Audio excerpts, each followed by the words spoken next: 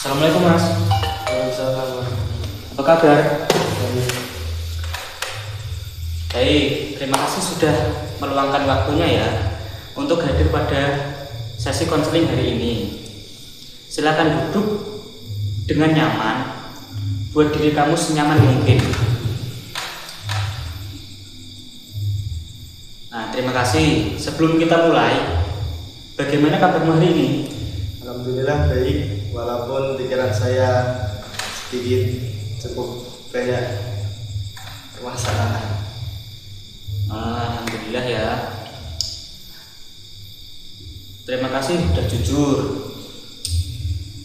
Terima kasih sudah jujur menyampaikan keadaanmu. Saya bisa melihat bahwa ada yang sedang kamu pikirkan. Iya. Tidak apa-apa. Kita akan membahasnya secara pelan-pelan. Sebelumnya, saya akan menyampaikan diri terlebih dahulu. Nama saya Muhammad Asad Barkia, dan pada sesi kali ini saya berperan sebagai konselor. Tugas saya adalah mendengarkan, memahami, membantu kamu untuk menemukan solusi yang sedang kamu hadapi saat ini.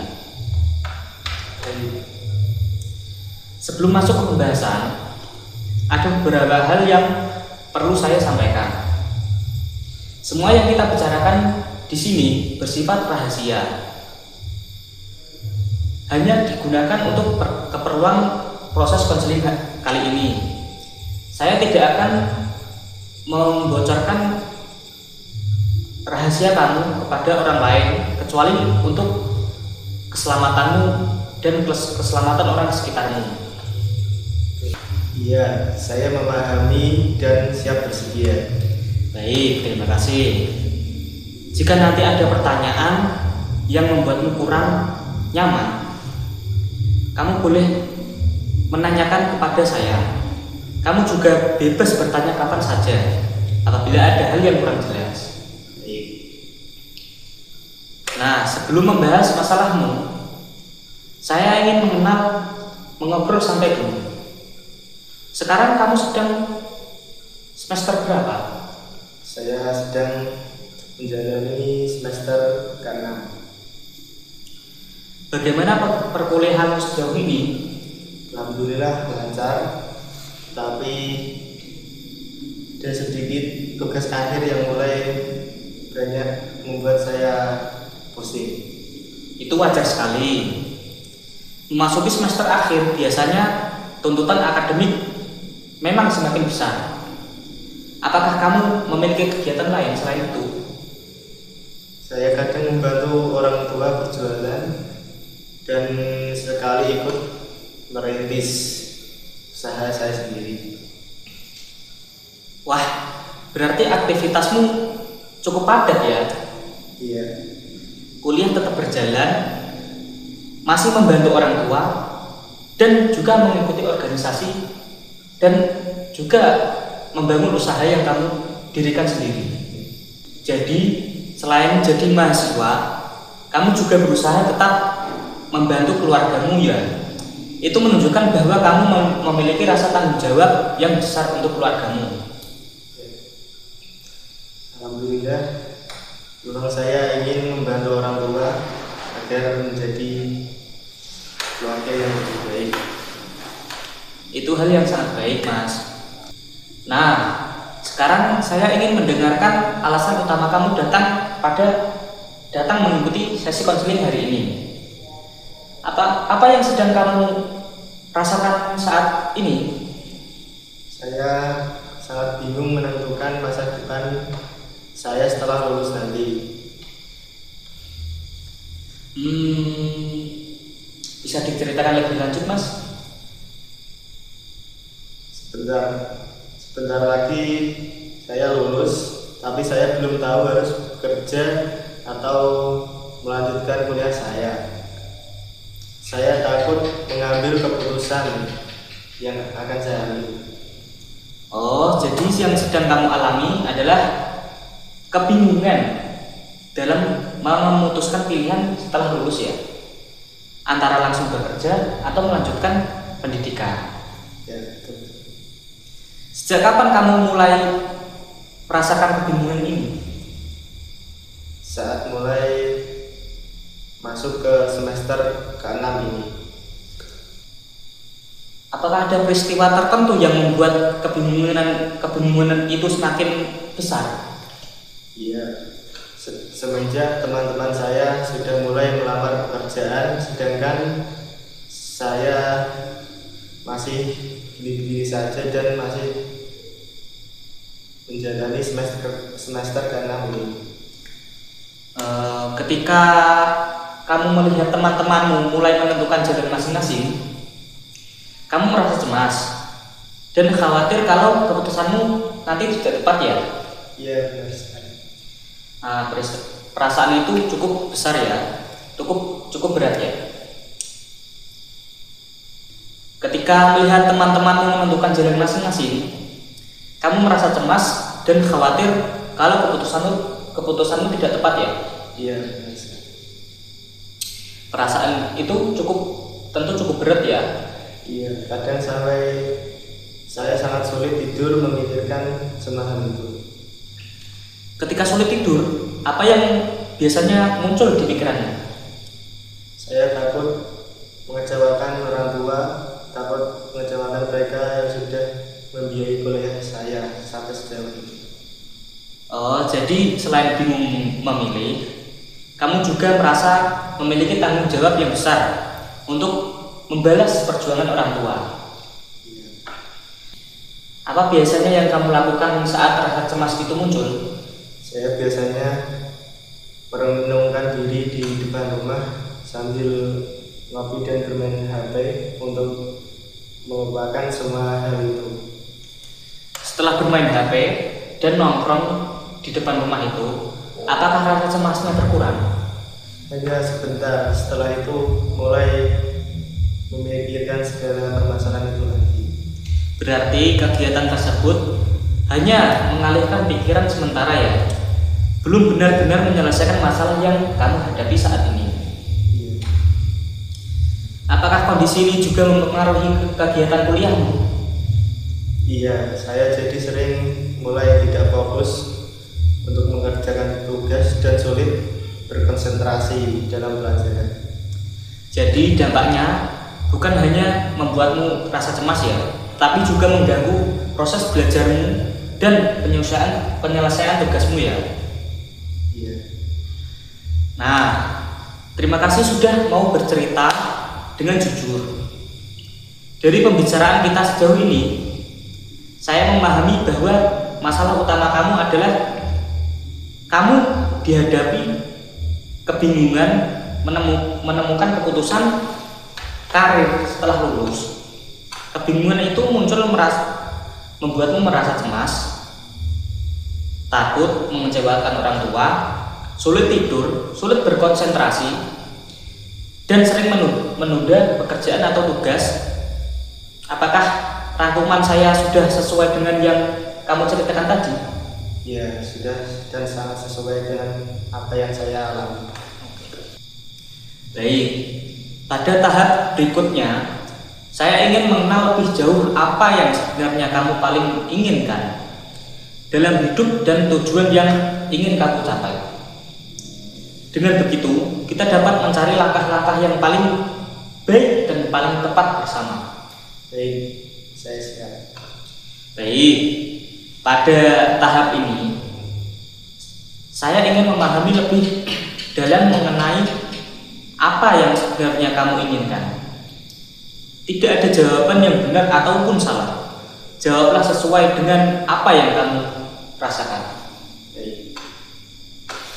Kalau saya bertanya, apa yang kamu inginkan setelah lulus kuliah? Saya ingin mempunyai pekerjaan yang layak dan tetap. Apa alasan pekerjaan tetap menjadi keinginan utamamu? Karena saya ingin membantu ekonomi keluarga. Orang tua sudah mulai bekerja dari dulu membiayai kuliah saya. Saya ingin membalas budinya. Okay. Saya menangkap bahwa rasa sayang dan tanggung jawab kepada orang tua menjadi alasan yang sangat kuat. Iya, saya ingin mereka bisa istirahat dan tidak selalu bekerja berat lagi. Itu merupakan tujuan yang sangat baik. Selain membantu orang tua, apalagi yang kamu inginkan? Saya juga ingin bisa mengembangkan diri menjadi pribadi yang lebih baik. Dalam hal apa yang harus kamu perkembangkan? Saya ingin punya kemampuan yang lebih baik. Mungkin nanti bisa melanjutkan kuliah ke sarjana S2. Jadi sebenarnya bekerja dan melanjutkan pendidikan sama-sama penting bagimu ya.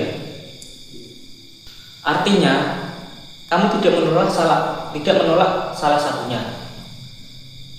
Kamu hanya bingung mana yang harus diprioritaskan terlebih dahulu.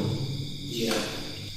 Nah, sekarang saya ingin mengajak kamu membayangkan 5 tahun ke depan. Coba bayangkan 5 tahun ke depan, jika semua berjalan sesuai keinginanmu, seperti apa kehidupan ke depan yang kamu inginkan? Coba bayangkan terlebih dahulu. Saya sudah bekerja di tempat yang baik, punya penghasilan yang tetap, bisa membantu orang tua setiap bulan, dan kalau kemungkinan sudah mulai kuliah S2. Bagaimana perasaanmu ketika membayangkan hal itu? Senang sekali, rasanya lega bisa membantu orang tua dan mencapai keinginan saya. Apa yang membuatmu merasa lega? Karena saya merasa perjuangan orang tua saya tidak sia-sia dalam membiayai saya. Oke. Berarti keberhasilanmu bukan hanya untuk dirimu sendiri ya, tetapi juga sebagai bentuk bakti kepada orang tuamu. Iya. Menurutmu, apa arti kesuksesan? Bagi saya, sukses bukan hanya punya uang, tapi bisa membahagiakan keluarga. Siapa yang paling memotivasi dirimu saat ini? Tentu saja orang tua saya. Apa yang biasanya mereka katakan kepadamu? Mereka selalu bilang agar saya belajar yang rajin dan menjadi orang yang bermanfaat. Bagaimana perasaanmu ketika mengingat hal itu? Saya jadi semangat, tapi kadang juga merasa terbebani karena takut mengecewakan mereka. Di satu sisi, pesan itu membuatmu termotivasi.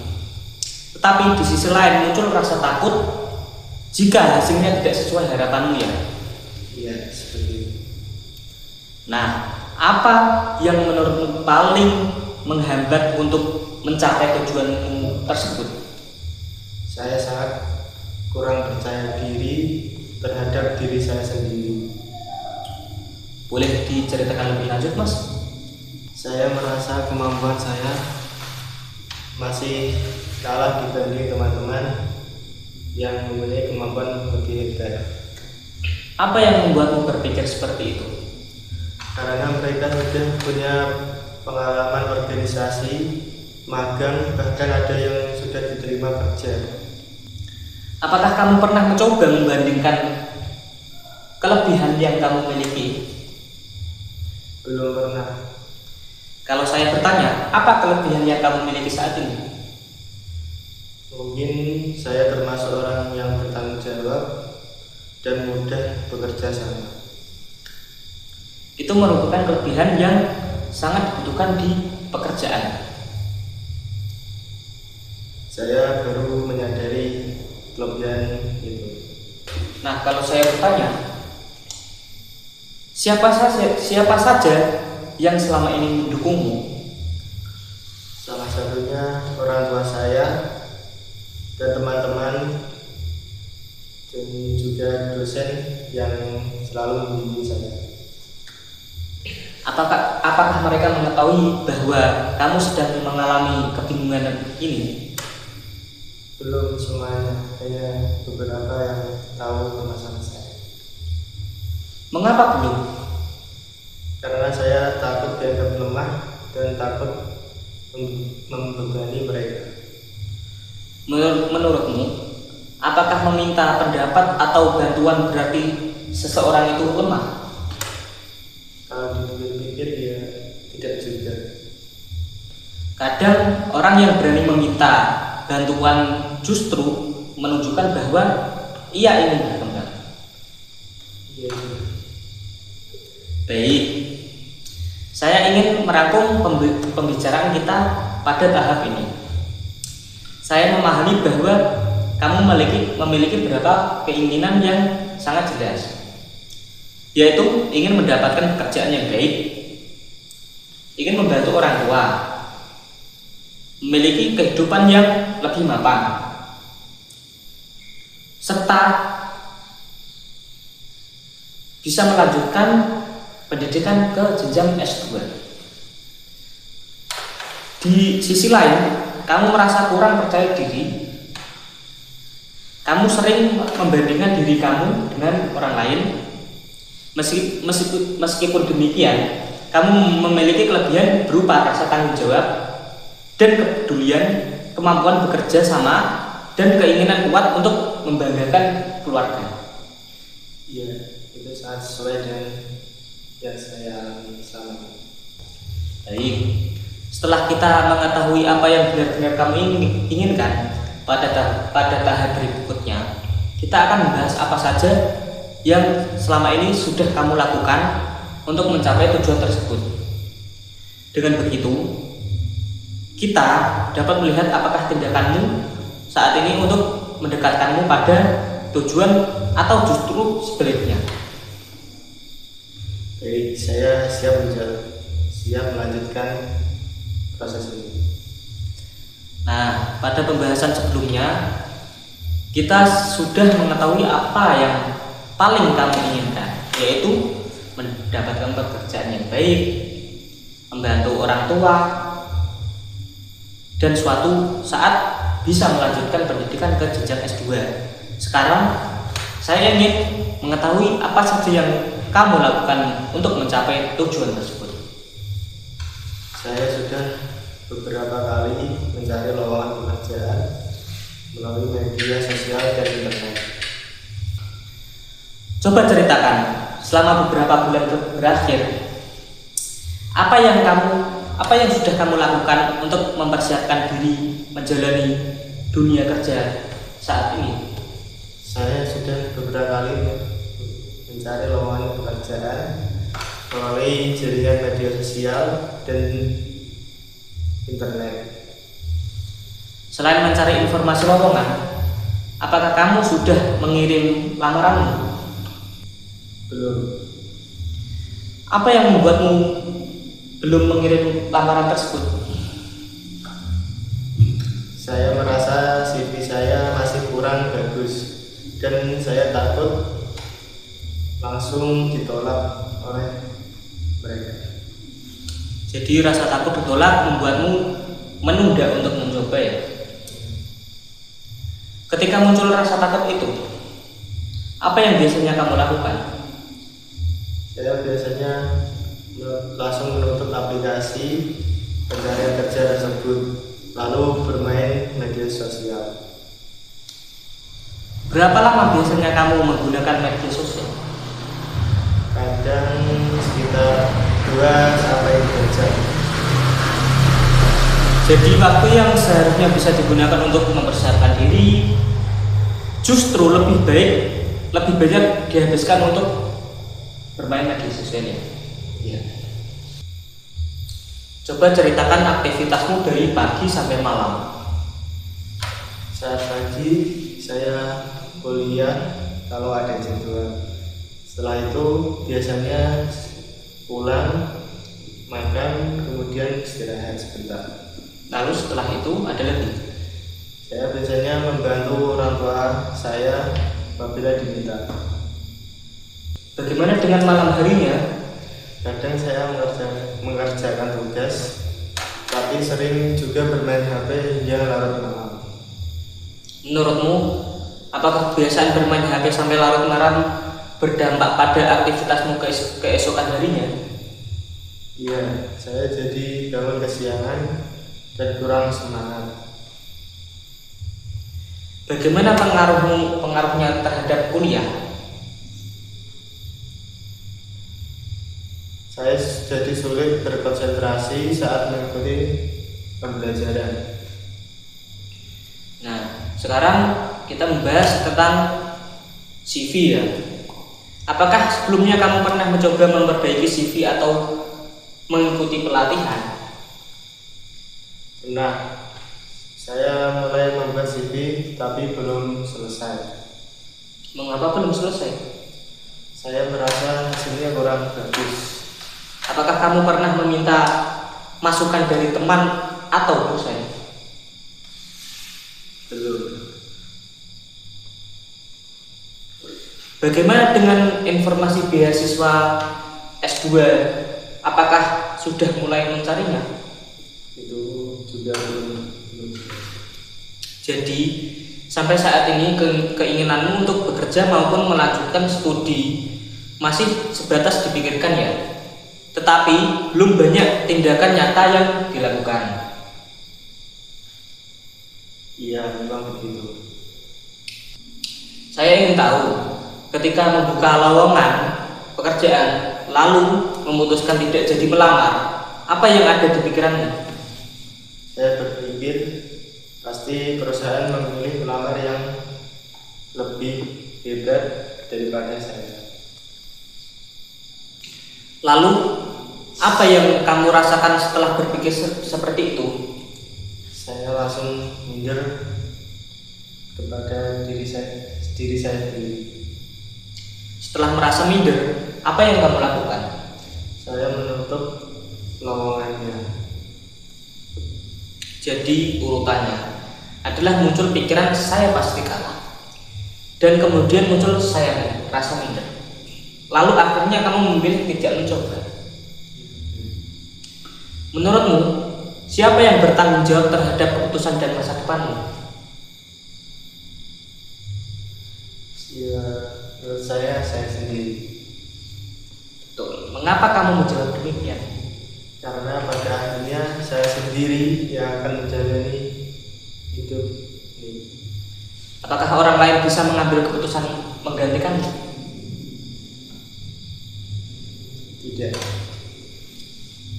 Bagaimana perasaan ketika menyadari bahwa dirimu memiliki kendali terhadap pilihan hidupmu? Saya merasa sebenarnya saya punya kesempatan untuk berubah. Itu berarti kamu mulai menyadari bahwa walaupun ada rasa takut, kamu tetap memiliki pilihan untuk mengambil tindakan. Iya. Baik, saya akan merangkum pembicaraan kita. Selama ini kamu sudah memiliki kegiatan keinginan yang jelas, tetapi tindakan yang kamu lakukan, yang dilakukan masih sangat terbatas. Kamu sudah mencari informasi pekerjaan, namun belum berani melamar. Kamu juga ingin melanjutkan pendidikan, tetapi belum mulai mencari informasi beasiswa. Ketika rasa takut muncul, kamu lebih sering menghindar dengan media sosial atau menunda pekerjaan. Akibatnya, tujuan yang kamu inginkan belum semakin dekat. Apakah rangkuman saya sudah sesuai dengan yang kamu ceritakan tadi? Ya, kurang lebih sesuai dengan saya alami. Terima kasih atas keterbukaanmu. Saya melihat kamu mampu mengenali kebiasaan yang selama ini terjadi. Kesadaran ini merupakan langkah yang sangat penting. Pada tahap berikutnya, kita akan mengevaluasi bersama apakah tindakan yang selama ini kamu lakukan benar-benar membantu mencapai tujuan atau justru menghambat. Dari sana kita akan menentukan langkah yang lebih efektif. Terima kasih atas keterbukaannya pada tahap sebelumnya. Sekarang kita akan mencoba melihat kembali semua tindakan yang selama ini kamu lakukan. Saya tidak akan mengatakan benar atau salah, tapi saya ingin kamu sendiri yang menilai apakah kamu siap. Iya, saya siap. Baik, tadi kamu mengatakan bahwa tujuanmu adalah mendapatkan pekerjaan yang baik. membantu orang tua, dan suatu saat melanjutkan kuliah S2. Menurutmu, apakah kebiasaan menunda, mengirim lampiran, mengirim lamaran kerja sudah membawamu lebih dekat pada tujuanmu? Kalau dipikir-pikir belum. Menurutmu mengapa belum? Karena saya hanya memikirkan pekerjaan, tapi tidak pernah benar-benar mencoba. Jadi keinginan itu ada, tetapi tindakan yang mendukung keinginan tersebut masih belum dilakukan. Bagaimana dengan kebiasaan bermain media sosial selama berjam-jam ketika merasa takut atau cemas? Menurutmu, apakah kebiasaan itu membantu menyelesaikan masalahmu? Tidak. Mengapa kamu mengatakan tidak? Karena setelah selesai bermain HP, masalahnya tetap ada. Bahkan saya merasa waktu saya terbuang. Jadi sebenarnya kamu sudah mengetahui bahwa cara tersebut hanya membuatmu merasa lega sementara. Iya. Kalau begitu, menurutmu apakah kebiasaan tersebut perlu dipertahankan? Tentu saja tidak. Sekarang kita berbicara mengenai rasa takut gagal. Menurutmu, apakah rasa takut itu selama ini melindungimu atau justru menghambatmu? Lebih banyak menghambat saya. Dalam hal apa rasa takut itu menghambatmu?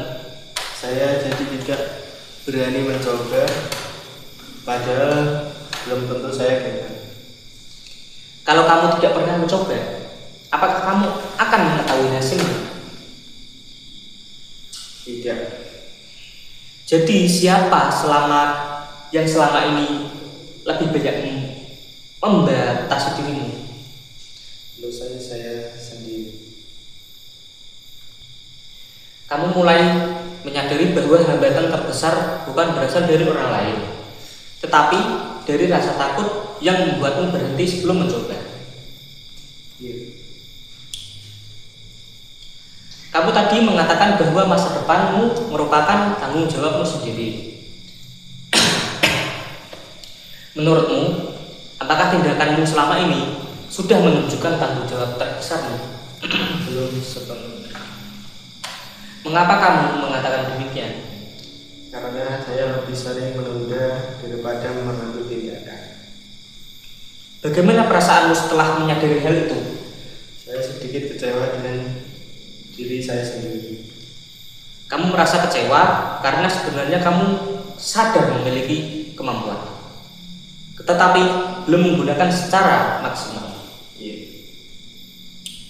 Saya ingin mengajakmu membayangkan satu situasi. Jika 6 bulan ke depan kamu tetap melakukan hal yang sama seperti sekarang, menurutmu apa yang akan terjadi 6 bulan ke depan? Mungkin saya akan tetap merasa bingung, belum bekerja, dan tetap menyesal. Apakah keadaan itu yang kamu inginkan? Tentu saja tidak. Bagaimana jika kamu mulai mengambil langkah-langkah kecil sejak saat ini? Mungkin peluang saya akan lebih besar. Apa yang membuatmu berpikir demikian? Karena setidaknya saya sudah mulai bergerak, bukan hanya berpikir saja. Dari semua pembicaraan kita hari ini, menurutmu apa pelajaran paling penting yang kamu dapatkan? Saya sadar bahwa selama ini saya terlalu fokus pada rasa takut dan kurang percaya terhadap diri saya sendiri. Ada lagi selain itu? Saya juga sadar saya harus mulai berani bertindak. Menurutmu, apakah orang lain bisa melakukan perubahan itu untukmu? Tentu saja tidak. Siapa yang paling berperan untuk mengubah keadaanmu saat ini? Saya senang mendengar jawaban itu.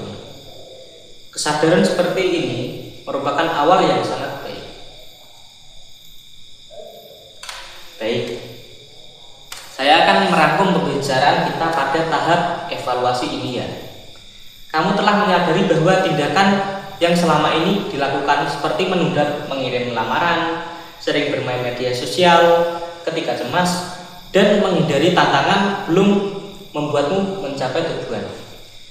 Kamu juga menyadari bahwa rasa takut gagal justru menjadi penghambat untuk utamamu. Dan perubahan hanya bisa dimulai dari keputusan dirimu sendiri. Apakah rangkuman yang saya buat ini sesuai dengan yang kamu ceritakan tadi? Bagus. Sekarang saya mengapresiasi kejujuranmu dalam mengevaluasi diri. Kesadaran ini adalah modal penting untuk melakukan perubahan.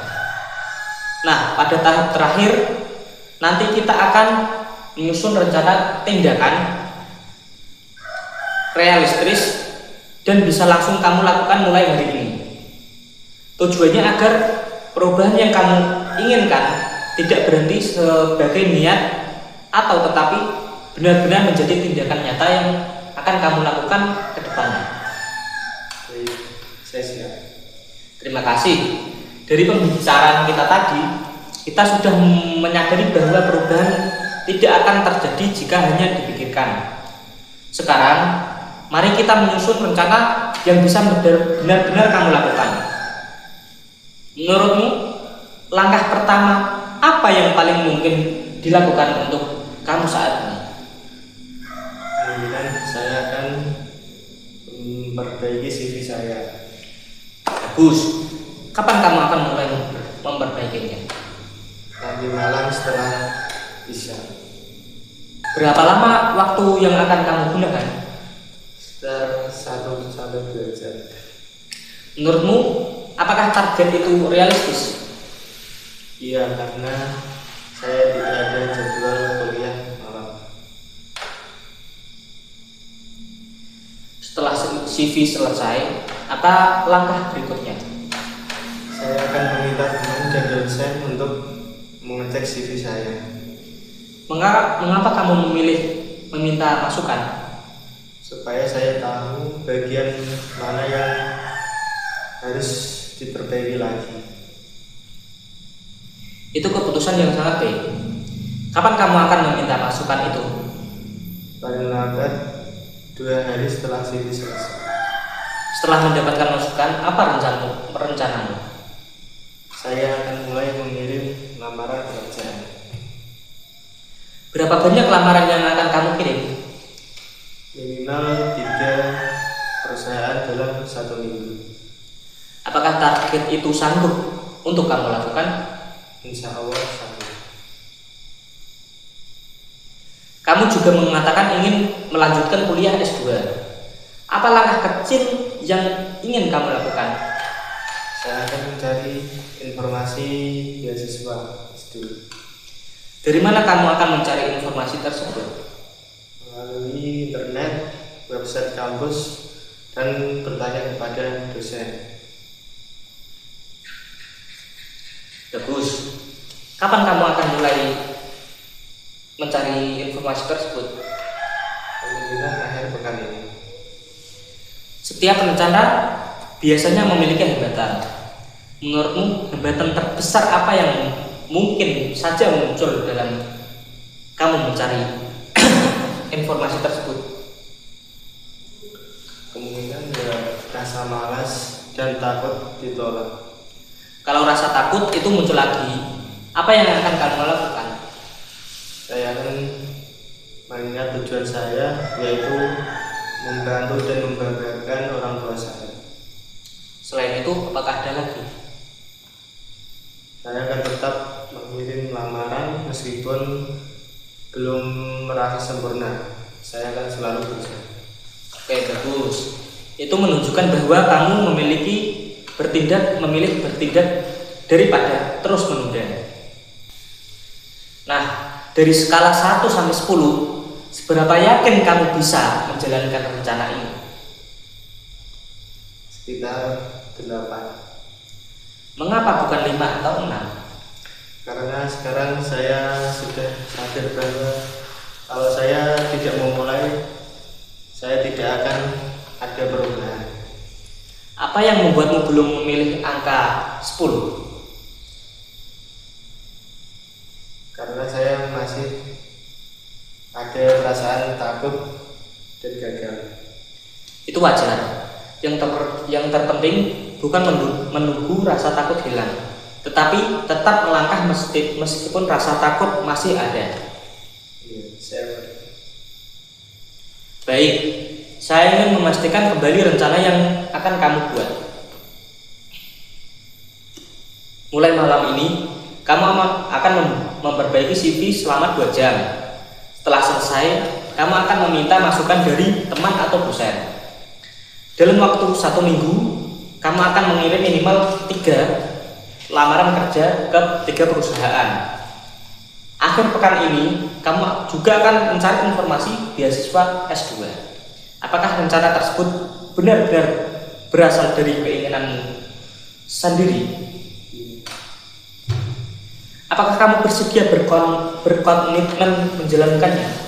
Saya sangat bersedia. Baik, saya percaya kamu mampu melakukannya.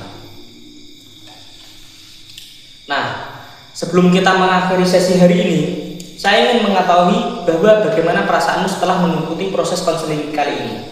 Saya merasa jauh lebih lega. Ternyata selama ini saya terlalu fokus pada ketakutan saya sendiri. Apa pelajaran yang paling penting yang kamu dapatkan hari ini? Bahwa saya harus mulai bertindak, bukan hanya memikirkan kemungkinan takut dan gagal. Bagus, saya senang sekali mendengarkannya. Nah, hari ini kita telah membahas beberapa hal penting. Yang pertama, kita mengenali tujuan, yaitu ingin bekerja, ingin membantu orang tua, ingin melanjutkan pendidikan. Yang kedua, kita melihat bahwa selama ini tindakanmu belum mendukung tujuan tersebut karena masih sering menunda dan menghindar.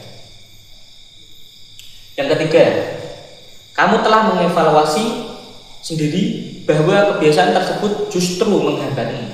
Nah, yang terakhir, kamu telah membuat rencana yang jelas dan realistis untuk mulai melakukan perubahan. Apakah rangkuman ini sudah sesuai dengan apa yang kamu rasakan dari awal sesi proses konseling kali ini sampai akhir ini? Iya. Oke, saya mengapresiasi keberanianmu untuk terbuka dalam sesi kali ini. Tidak semua orang berani mengakui kelemahan dan mau mengevaluasi dirinya sendiri. Perubahan memang tidak terjadi dalam waktu singkat, tetapi setiap langkah kecil yang kamu lakukan akan membawamu lebih dekat pada tujuanmu. Saya berharap kamu menjalankan rencana yang sudah kamu buat. Pada pertemuan berikutnya, kita akan mengevaluasi hasilnya bersama. Insya Allah saya akan berusaha menjalankan. Oke. Terima kasih atas kerjasama dan keterbukaanmu selama proses konseling kali ini ya. Semoga rencana yang telah kamu susun dapat berjalan dengan baik. Amin. Terima kasih atas kerjasamanya hari ini, Pak.